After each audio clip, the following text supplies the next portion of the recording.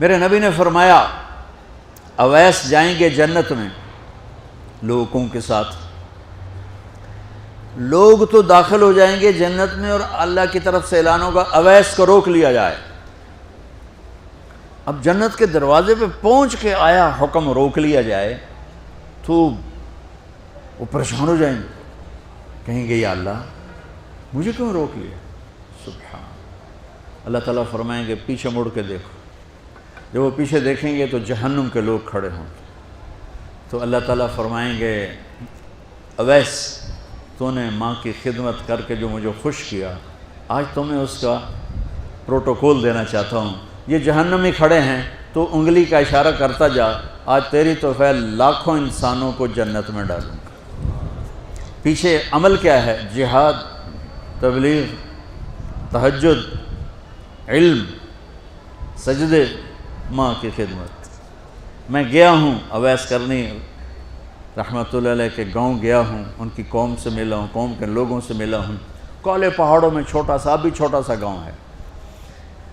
آپ نے کہا عمر تیرے دور میں ایک شخص آئے گا جس کا نام ہوگا اویس، اور وہ قبیلہ ہوگا مراد، اور اس کی سب کاسٹ ہوگی قرن، اویس بن عامر۔ وہ آئے تو اور علی اس سے دعا کروانا، تو اور علی۔ ابھی تو امام علی کے میں نے واقعات آپ کو فضائل سنائے، اور عمر، میرے نبی نے کہا میرے بعد کوئی نبی ہوتا تو عمر ہوتا۔ عمر میں نے جنت میں محل دیکھا، میں نے پوچھا کس کا ہے؟ مجھے کہا گیا قریشی کا ہے۔ میں سمجھا میرا ہے، میں جانے لگا تو مجھے کہا گیا یہ تو عمر بن خطاب کا ہے۔ اور ان سے کہہ رہے ہیں اویس سے دو، اللہ کی قسم اویس جیسے کروڑوں قربان ان دونوں ہستیوں کے پسینے کے قطرے پر، لیکن امت کو سبق سکھانے کے لیے یہ سب کچھ کیا کہ آپ کل دیکھ رہے تھے آنے والے کل میں کہ میری امت ماں باپ کو دکھ پہنچائے گی، تو اس کا انتظام کر رہے تھے اس قسم کی نصیحتوں سے۔ حضرت عمر خلیفہ بنے، ہر سال حج کیا، ہر سال اعلان کریں بھائی اویس، بھائی اویس، ملا ہی کوئی نہیں۔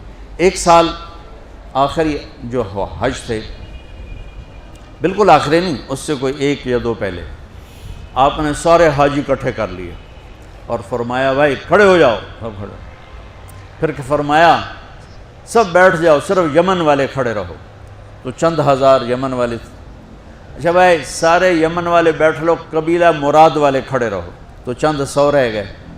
کہا اچھا بھائی مراد والے سارے بیٹھ جاؤ، صرف قرن والے کھڑے رہیں، قرنی۔ تو ایک آدمی باقی بچا، باقی سب بیٹھ گئے۔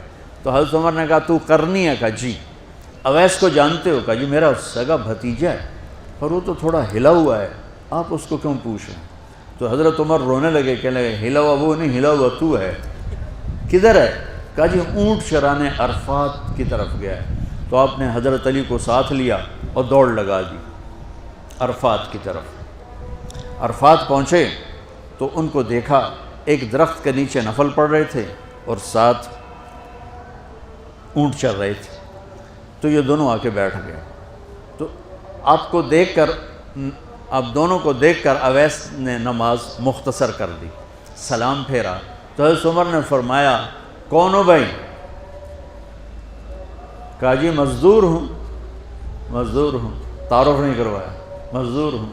ارے بھائی تمہارا نام کیا ہے؟ کہا جی اللہ کا بندہ۔ او بھائی ہم سب اللہ کے بندے ہیں، تیری ماں نے تیرا نام کیا رکھا ہے؟ اب وہ تو جانتا نہیں تھا یہ کون ہے، وہ تو پہلی دفعہ حج پہ آئے تھے۔ وہ کہنے لگے بھائی کون لوگ ہو آپ؟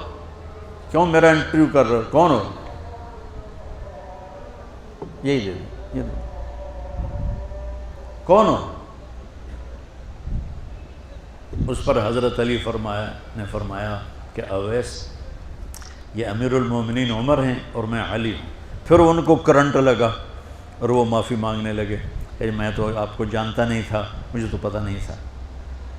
تو آپ نے فرمایا ہمارے لیے ہاتھ اٹھا کے دعا کر۔ کہ وہ کیوں؟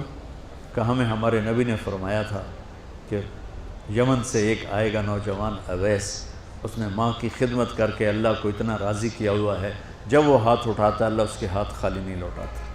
یہ آپ نے اس وقت حضرت عمر سے فرمایا کہ عمر اس لیے دعا کروانا کہ جب وہ یوں کرتا ہے تو اس کے ہاتھ خالی نہیں آتے۔ تو حضرت اویس کرنی رونے لگے، کہا جی میں آپ کے لیے کیسے دعا کروں؟ ہے نا، تو اللہ کے نبی نے کہا. تو اتنی بڑی ہستیوں کے لیے دعا کرنے والے چھوٹے، جن کے لیے دعا مانگ رہے ہیں بڑے، پیچھے عمل کیا ہے؟ ماں کی خدمت.